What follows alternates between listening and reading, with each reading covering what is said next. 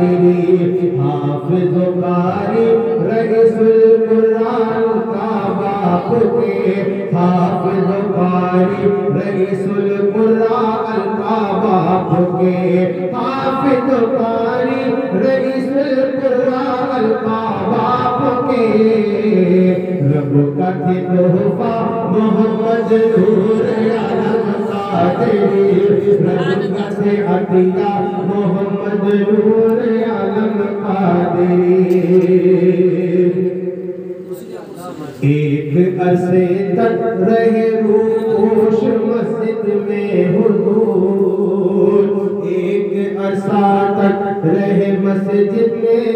एक अरसा तक रहे रूपोश मस्जिद में हुजूर एक अरसा तक रहे रूपोश मस्जिद में हुजूर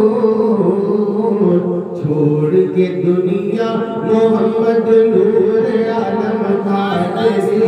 छोड़ के दुनिया मोहम्मद नूर आलम कादरी। आपका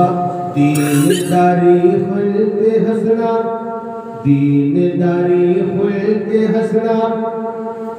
हम भुला सकते नहीं